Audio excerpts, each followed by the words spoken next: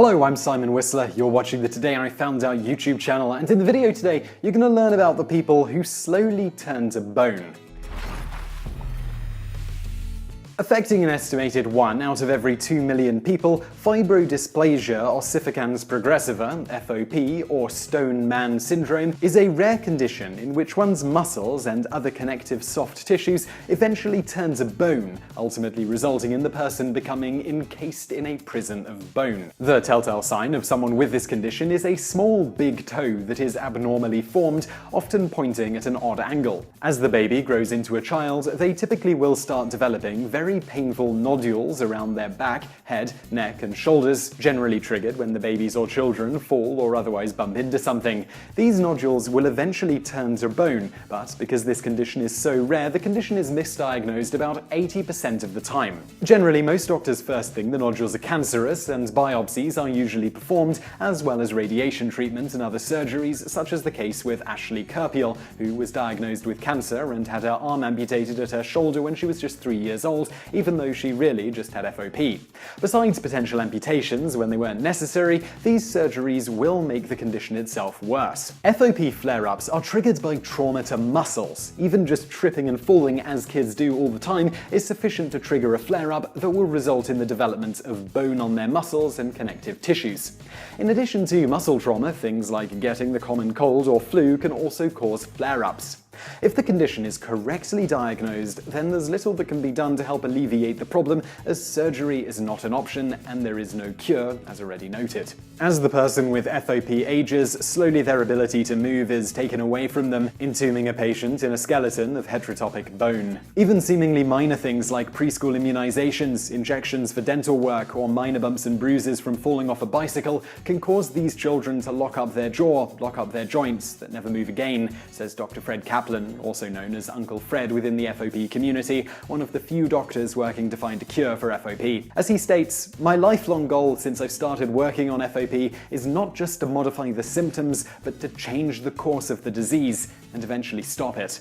In the extreme case, such as FOP sufferer Henry Eastlack, they lose their ability to move at all. In his final days, shortly before his 40th birthday, Henry's ability to move was limited to moving his lips slightly, his eyes, and his tongue.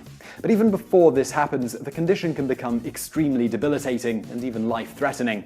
For instance, by the age of 17, Tiffany Linker from North Carolina had to start wearing an oxygen mask as extra bone developed around her rib cage, constricting her ability to expand her lungs. Tiffany was the first of now over 500 children and adults of the 700+ known cases that Dr. Kaplan has treated for FOP. Tiffany has previously undergone numerous surgeries and chemotherapy for what doctors initially thought was cancer. Finally, when no treatment worked, Tiffany's parents were told she'd be dead within 2 weeks. But of course, she didn't have cancer at all, she had FOP. Kaplan's work with Tiffany and others helped inspire him to dedicate his life to the eradication of this condition. As he said, "I was watching a metamorphosis before my eyes. I was seeing a normal child turn into a child who was imprisoned in a second skeleton, literally imprisoned in this cage of bone." Of her condition, Tiffany stated in an interview in 2006, "A flare-up can happen overnight while you're sleeping. Like, you'll be walking around one day and you'll go to bed and the next day you won't be able to move.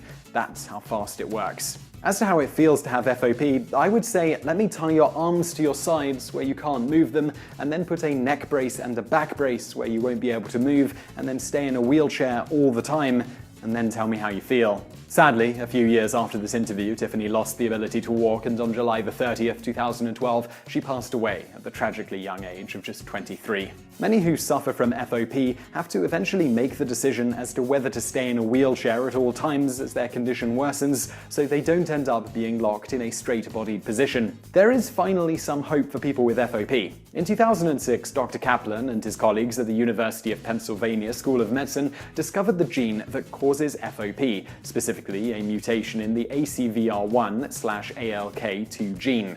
Among other things, this gene helps control the development of bones and muscles, as well as the gradual replacement of certain cartilage with bone as you age. People with FOP have a mutation in one of the two copies of this gene in each cell, one normal copy and one mutated copy.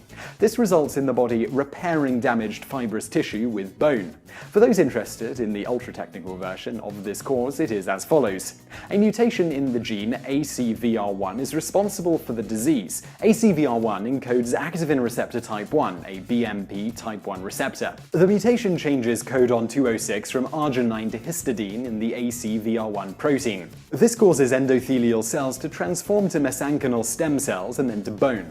This discovery is not only a big deal for the few who suffer from FOP, but also because research into curing FOP may well end up helping those who suffer from osteoporosis, bone fractures, and other such similar conditions. While there is still no cure, this discovery has opened the door for possible cures or treatments of FOP, such as one developed very recently by Dr. Joseph Kaplan, Dr. Eileen Shaw, and Dr. Frederick Kaplan. They engineered an RNA molecule such that it would silence the mutated ACVR1 gene while leaving properly working cells alone. When the treatment is complete, it would leave the non-mutated gene to work normally, thus stopping the advancement of FOP.